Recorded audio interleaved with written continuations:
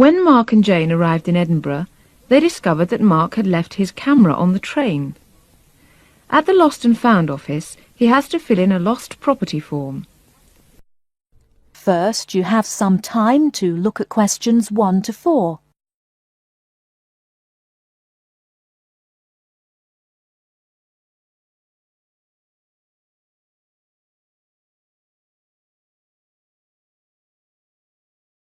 Now we shall begin. You should answer the questions as you listen, because you will not hear the recording a second time. Listen carefully and answer questions 1 to 4. Good evening, sir. Can I help you? Yeah, I think I left my camera on the train from London early today. Did you, sir? Oh, well. In that case, we'd better fill in a lost property form. Can you tell me your name? Yeah, it's Mark Adams. Okay. Your address? You mean in Britain or in the States? How long are you staying? Oh, I've still got a few months in Britain. Okay, then. Can you give me your address here? Right. It's 21 Thames Drive, Leigh-on-Sea. That's Leigh on Sea, Essex.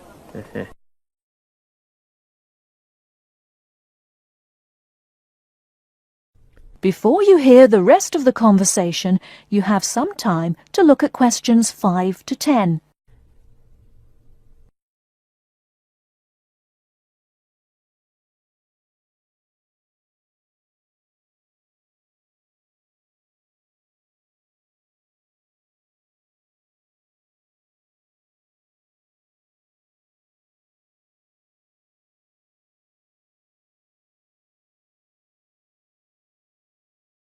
Now listen and answer questions 5 to 10. Do you want the phone number? Yes, I'd better have that. Okay, 0702 35211. Thanks. And you say it was a camera. What make and model? It's a Ricoh. Ricoh. How do you spell that? Ricoh. Okay, got that. Now, you say it was the London train. What time did it arrive in Edinburgh? At 4:55 this afternoon. Exactly on time. Well then, if we find it, sir, shall we phone you? No, I think I'll drop in the day after tomorrow to check up. Right you are, sir. We'll do our best.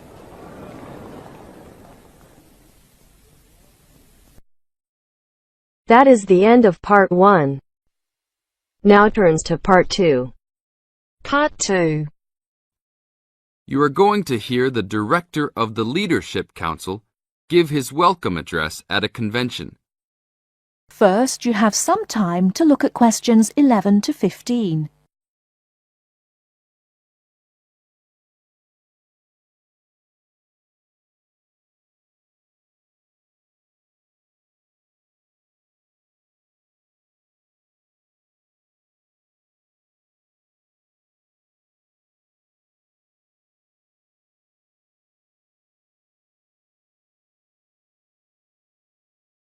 Now, listen carefully and answer questions 11 to 15.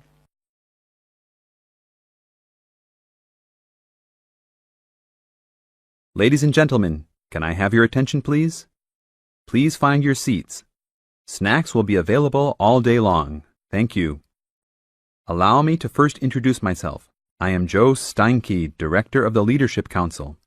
On behalf of the Organizing Committee for the 8th Annual Leadership Conference, I welcome you all to San Dimas, California, for a special session on postmodern solutions.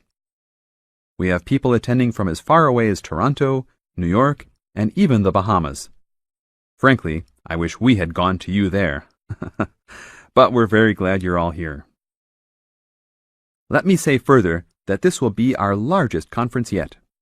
Registrations have far surpassed our expectations. For the first 3 days, we will be hosting more than 325 participants for lectures and workshops. Another 100 will be joining us for our final 2 days and culminating session on Friday evening. We also have a larger selection of seminars than ever, a total of 32. Because we know that you all will want to attend a few special sessions, we will repeat key seminars each day, so there will actually be 38 sessions. I'm sure you will all be pleased with the content and the quality of speakers.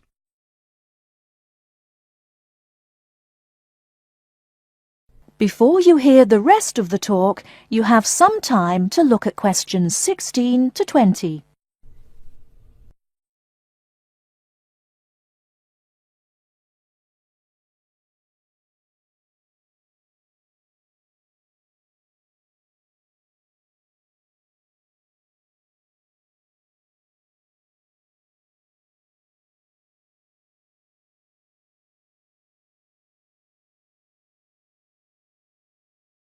Now listen and answer questions 16 to 20.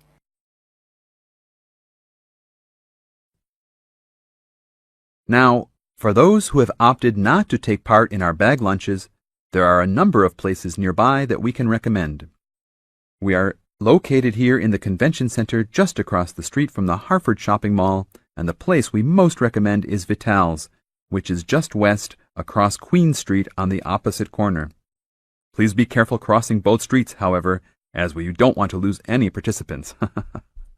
If you're not up to Vital's, you can also get some Italian food at the Olive Garden, which is further down Queen Street and east on Danning Avenue, across from the police station. They have a great minestrone soup and excellent breadsticks, all you can eat.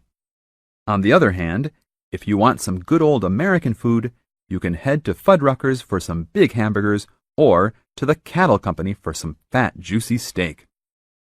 Fuddruckers is next to the Olive Garden, but the Cattle Company is back closer to us in the opposite direction of Vital's.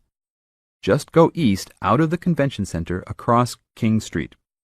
It's on the same side as the Convention Center, so you just have one street to cross.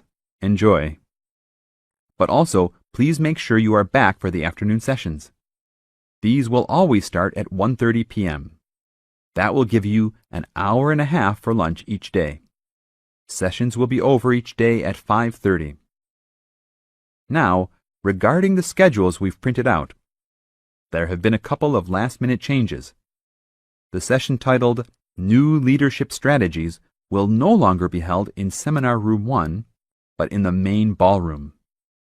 This session has garnered much praise and is highly recommended to all, hence the change to a larger room. Another session has been canceled. That session was titled Leading by Serving, and it was scheduled for Daniel's room. The speaker for that session, Dr. Mark Green, had to return home for some urgent health situation. We wish the best to Dr. Green and that all is fine with his family. Finally, the session titled Using the Arts and Media has been changed to the second lounge room, Lounge 2. Please show up promptly for sessions and sit towards the front of each room so that all seats can be utilized. Also, turn off all pagers, beepers, and cell phones. Drinks and snacks will be provided outside each room, but please be careful at your tables. Enjoy the conference. That is the end of Part 2. Part 3. As part of our lecture series on everyday health issues, today's talk is on tiredness. We shall look at the main issues in turn, as well as some of the main research that has been carried out in this field. First, you have some time to look at questions 21 to 26.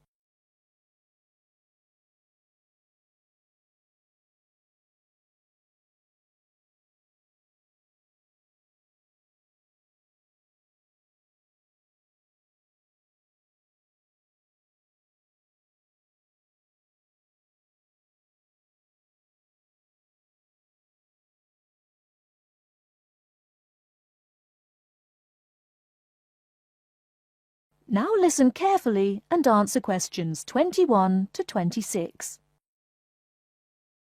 Good morning. As part of our lecture series on everyday health issues, today's talk is on tiredness. We shall look at the main issues in turn, as well as some of the main research that has been carried out in this field. Firstly, it is clear that tiredness is on the rise. No official data exists on the rate of people reporting to doctors with recurring tiredness, but it's a very common complaint. Research suggests that people are not relaxing properly and often work when they do not have enough energy. Furthermore, products to boost energy are also on the rise. Sales of so-called energy drinks loaded with caffeine and sugar have grown by 23% over the last year. And this is not the only instance of an increase in products claiming to boost energy. Guarana, a herbal stimulant, can now be found in everything from chocolate bars to tea bags. Now let's examine what it is that's making people so tired. Dr. Liebhold, a Sydney GP, has done extensive research into this, and he believes that financial pressures, not taking holidays, and not having time off when you become ill due to fear of losing your job are all common causes. Some of the other suggested causes are low oxygen levels in offices, poor diet, or illness. The problem is that tiredness is a symptom of just about every kind of illness, which makes tracking down the cause all the more difficult. The next question to ask is, are people getting enough sleep? Dr. Mansfield from Melbourne's Epworth Sleep Centre, who specialises in sleep disorders, says insomnia often arises when people are going through a stressful period. Mansfield often needs to re-educate people in how to get off to sleep. He recommends keeping your body clock regular by going to bed and rising at similar times every day, and not drinking too much caffeine. And there is some truth in the old story about having a glass of hot milk before bed. Milk contains the amino acid tryptophan, which has been shown to help induce sleepiness. Turning to the question of why we need sleep, researchers are still trying to answer this fundamental question. Sleep deprivation experiments have shown that after 14 days without sleep, rats will lie down and die. And after only 3 days sleep loss, humans get confused, forgetful, and start having hallucinations. So whatever sleep does, it is important. Before you hear the rest of the talk, you have some time to look at questions 27 to 30.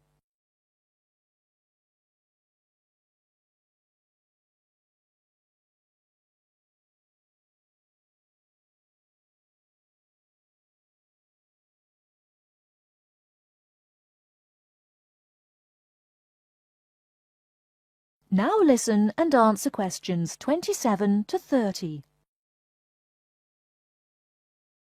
However, not all researchers feel the same way.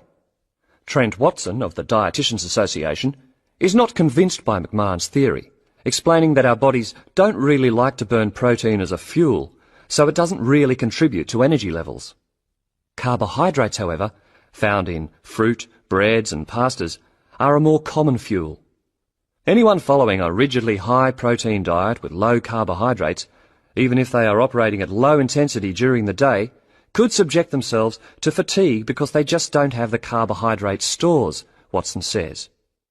In general, a good way to stay energised from a dietary point of view is to eat red meat, green leafy vegetables and whole grains.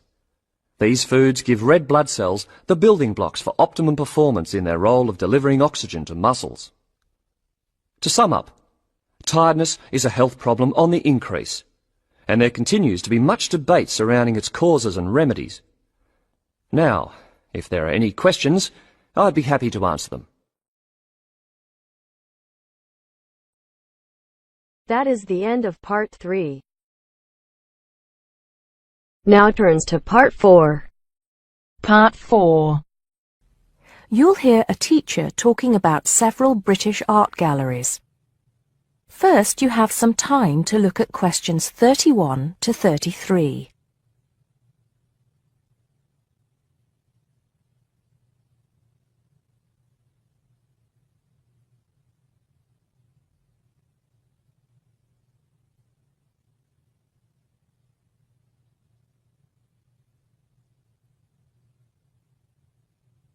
Now listen carefully and answer questions 31 to 33.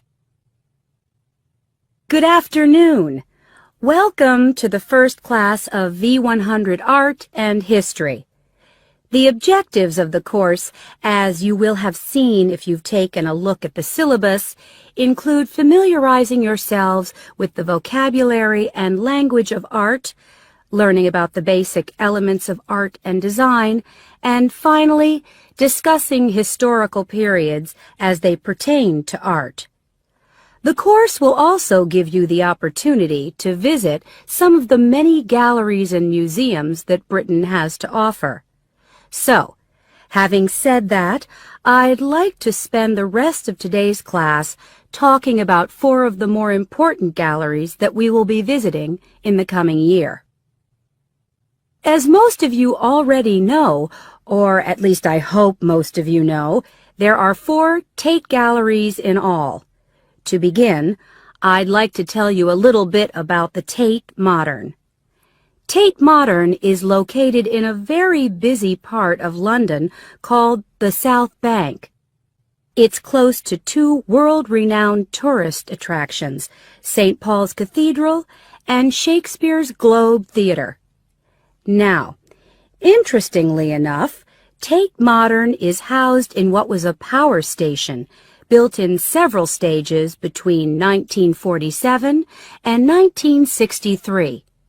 It was closed down in 1981 and reopened as a gallery in the year 2000. Tate Modern consists of 5 levels, with the Tate collection being shown on the 3rd and 5th levels.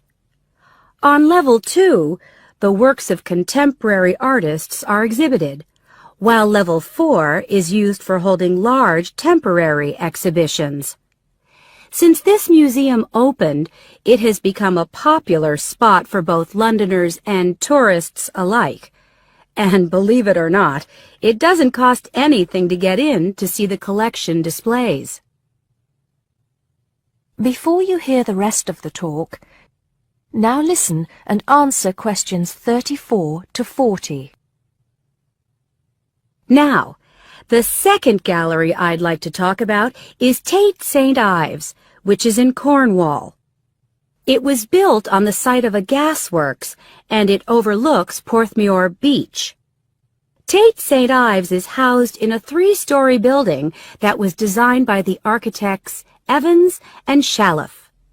It was established in 1993, 7 years before Tate Modern was opened, and the gallery exhibits the works of modern British artists, including members of the St. Ives School, a group of artists living and working in the area from the 30s onwards. In later lectures, we'll be looking at the work of some of the artists who belong to that group and the ways in which they influenced each other. Okay, am I going too fast for any of you? No? Good. Next, I want to talk about Tate Britain, which is a gorgeous gallery situated right in the heart of Westminster. Tate Britain was the first of the 4 Tate galleries to open, and it was established in 1897. It was built on the site of an old prison, and when it first opened its doors, it was called the National Gallery of British Art. Later, it became known as the Tate Gallery, after the man who founded it, Sir Henry Tate. During its lifetime, Tate Britain has been damaged twice, once by floodwaters from the River Thames, and once by bombings during World War II. This gallery has an interesting range of exhibitions of historic and modern art from 1500 up to the present day. Now, the last gallery I'd like to tell you about is called Tate Liverpool. It's not hard to figure out where this gallery is located, is it? It was opened in 1988 to exhibit displays from the Tate collection, and it also has a program of temporary exhibitions. Tate Liverpool is housed in what was once a warehouse, and for some years it was one of the biggest galleries of modern and contemporary art in the UK. Well, that's a brief overview of just a few of the galleries we'll be visiting. I'd like now to look in a little more detail at what you can expect to see in each of these galleries, starting with Tate Britain. That is the end of part 4. You now have half a minute to check your answers.